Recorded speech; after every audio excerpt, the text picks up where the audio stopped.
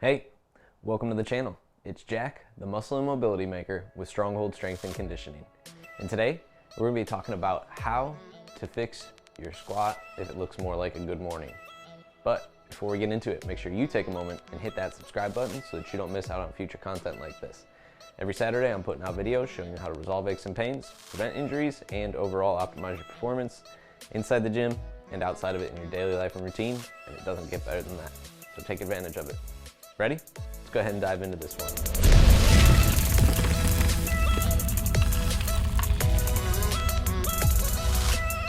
All right, like I said, today we're gonna be showing you how to address that squat that looks more like a good morning. So if when you're squatting, your hips are elevating before your shoulders and there's no coordination between the two, that is what we would call a good morning fault in your squat, okay? And this is something that we wanna make sure we address because there's a few things that are going wrong mechanically and patterning wise that are driving that hip to rise before the actual shoulders do. So we're gonna be looking at 3 different areas today when we talk about fixing your good morning squat. So let's go ahead and dive into it here. Key area number 1. The very first place we want to look is what's happening at your feet. And a lot of times this can do with the actual setup stance that a person takes when they unrack and walk out and set their feet for their squat. If you are setting your feet in an angle where they are wider or close to wider than 30 degrees turn out, this is more likely to cause you to have that good morning squat fault. Now, why does this occur? The big issue here with foot turnout being too far is that we lose the ability to generate the torque at our hip and torsion through our legs. Our feet are designed to connect and root to the floor. So if I lack the ability to actually screw my feet into the floor with 3 points of contact from both feet, the first metatarsal behind my big toe, the 5th metatarsal behind my smallest toe, and my heel on each side, my torque is going to diminish as my feet get turned out because torsion is reliant upon the torque at the hip and the friction of the foot or rooting of the foot in the floor there. So those two forces, think of a ringing towel effect, create that ringing towel effect, which is the torsion that creates the stability through your legs. When you lack the external rotation of the hips, we lack the ability to transfer that force well, and now oftentimes our hamstrings need to take over in order to allow that force to be transferred, or at least that movement to be completed and return back to a standing position there. So the very first place we want to look if you are dealing with a good morning type of squat is where your feet are setting up. Now it's important to understand that just because this is more comfortable right now with a wider stance doesn't mean that it's necessarily right or best for you. What you can do is work on intrinsic foot strengthening exercises and actually improve your base, because a lot of us aren't actually doing that at all. Actually improve the base and you will realize that you can restore how your foot actually connects to the floor better. So that is a big part right in the beginning, and I'll put a link right here so that you can actually get to some foot strengthening exercises to start and really start to work on that. That is one that we can really affect what's happening through our legs in multiple aspects. How the foot functions feeds up, and this is no exception here. Area number 2. So the second place that we want to look at is then our hip and pelvis, what's happening there. So oftentimes, and we already kind of mentioned this, the relationship of the hip and foot, they work together. So if my feet are in poor placement, my hips are losing their ability to generate torque. But if my feet are okay and I simply lack the ability to externally rotate or that stability from external rotation at the hip, then that too could be causing me to rely on more of this good morning structure where I'm loading my hamstrings, lifting the hips first before elevating the rest of my body with that.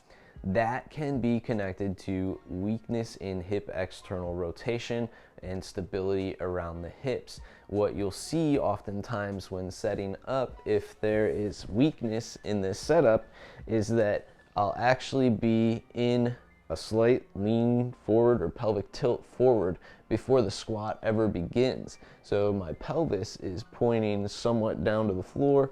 I have maybe a little bit of arch in my lumbar spine to begin with, and that is already showing some weakness in the hips there. What we want to do is actually tuck that pelvis under, make sure that I'm getting a good lockout. My feet are screwed into the floor, okay? My knees are rotating open, and I'm going to continue to, I'm going to hinge first, and I'm going to continue to externally rotate into the bottom position, and then once again, as I go to stand, continue to externally rotate those hips to move up as well. So that is important. Also, if I lack external rotation ability at the hip and stability there, that can feed into my ability to want to good morning versus squat normally and stand right up from there.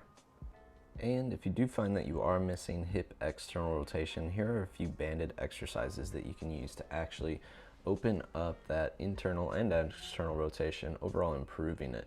One thing you'll notice about this one is the plant of my foot. I do want that foot planted in this position so that I'm working my ankle mobility at the same time as improving my hip rotation here. So I have a band anchored low on a post. It's high up at my hip crease. I want it pulling perpendicular to the hip here. And then I'm just forcing my knee in and out as far as I could take it in internal rotation and external rotation while maintaining the root of my foot, making sure that I'm not rolling off to the edges of my feet, but keeping that tripod foot as I work here. Now, once I do that, I can also go into a pigeon position. So I want to cross that leg in front here.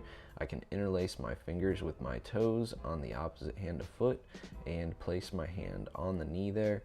What I'm going to play with is wiggling in and out, and then also engaging the glutes and sinking deeper into this pigeon so it helps me get a little bit further into the stretch. The band, again, is kind of perpendicular, a little bit pulling back here posteriorly as well. So just get an angle where you can kind of have that band pulling back at the hip there and start to play around with where it feels tight, where it feels restricted.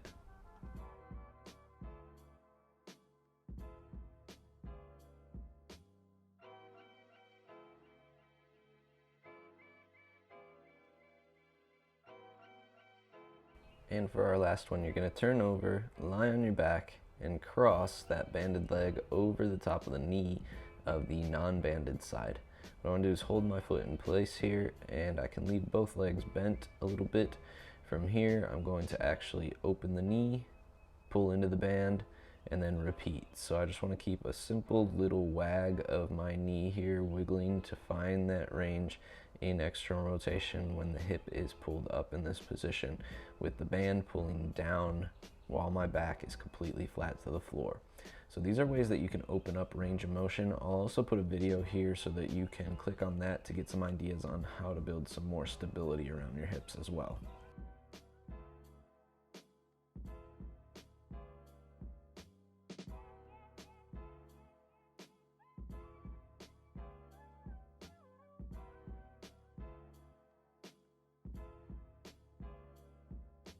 And spot number 3 that we want to check is the head and shoulder positioning of our setup.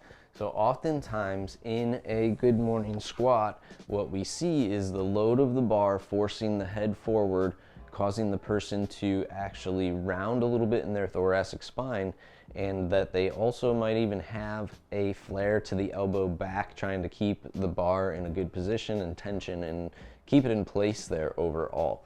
What we want to do when we set up and get under the bar is actually push our chin to our Adam's apple here and really straighten up the spinal column. So we're pushing our head back into the bar as much as possible, getting into that neutral upper spine, and then rotate so the elbows are pulling down and in on the shoulder blades here to rack well, okay? So I should be able to actually pull the bar into my ribs with this setup. What also happens in this position when my head is forward it's going to cause me to anterior tilt, like we mentioned previously, talking about the hips. So if I have that anterior pelvic tilt, again, I'm losing torque at the hips, and the whole system is starting to fail me. So right away, if I set up wrong with a spine that is in anterior pelvic tilt and forward flexed and all out of whack, that is what's driving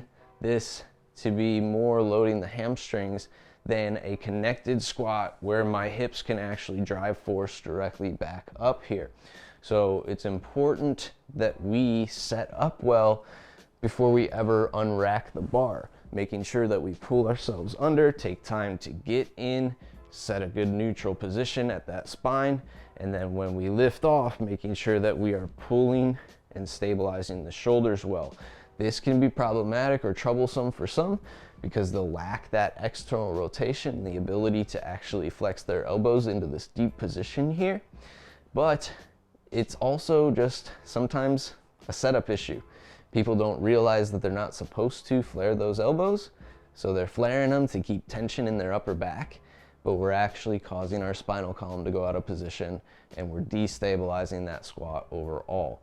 So making sure that if you can, we're setting up with more of a neutral position in the spine, as well as the elbows pulling in and hugging that rib cage on that setup for your squat to make sure that all the pieces come together. When you get to the bottom with that forward flexed position with the head forward, now the weight starts to force you forward a little bit more as well, causing you to have to lift that with a good morning and engage those hamstrings. What you'll see is the bar path actually goes forward some and then comes back up, down, travels forward, and then comes back up.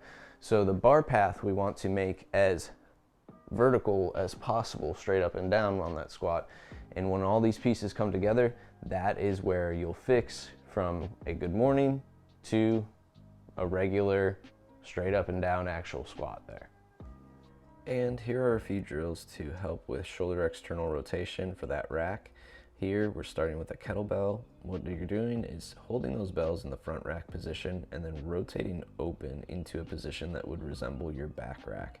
You want to be careful that you keep the knuckles curling forward over the handle of the bell, making sure that the weight of the bell does not curl the wrist back. So my wrist is always neutral, if not slightly flexed forward.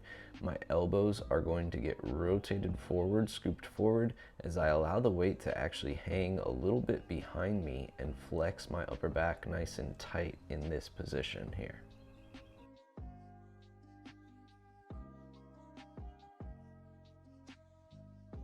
And similarly, we could do something with the barbell as well, where we actually take a barbell that's either unloaded or lightly loaded and work on the positioning. So keeping my chin to my Adam's apple, sitting nice and tall here, and then rotating under, scooping those elbows forward with a nice solid grip.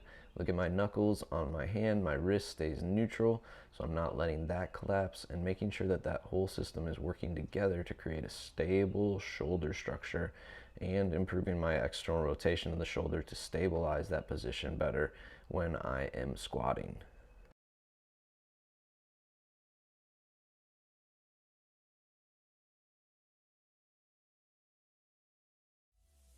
All right, and there you have it. The 3 key areas you need to be looking to fix your good morning squat. Check the feet, what's going on at the hips, and then how are you setting up with the head, neck, shoulders, making sure that those are all stable and working together to generate force directly through the floor, make sure your core is braced well, all that good stuff. If you like this video, make sure you let me know by clicking that big thumbs up down below, and take a moment to share this one with a friend.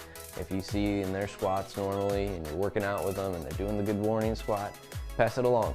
Let them know what they need to do to help resolve that overall, and I'm sure they'll appreciate the love.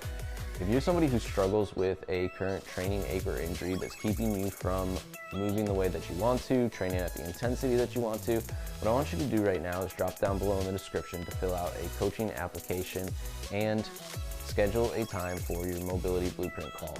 Mobility Blueprint call is our opportunity to get on a Zoom call together so that I can do an assessment of your current mobility limitations, needs, and goals, and gather all that information to tailor a program specifically to your needs. So once I have all that information, I can lay out exactly what I'd be programming for you on that call, what the duration of your program would look like, the actual sessions would look like, the duration of those sessions, the equipment you would need, all that good stuff about how coaching works online for mobility programming, including the cost of the program and any other options around installments for that. So if that sounds like something that you're interested in and you would like the help resolving those issues, drop down below, fill out that coaching application, and we'll get you moving in the right direction. Last but not least, if you have not already, make sure you take a moment and hit that subscribe button so that you don't miss out on future content like this. Every Saturday, I'm putting out videos showing you how to resolve aches and pains, prevent injuries, and overall optimize your performance inside the gym and outside of it in your daily life and routine, and it does not get better than that. Welcome to the Stronghold Army. We'll see you next week.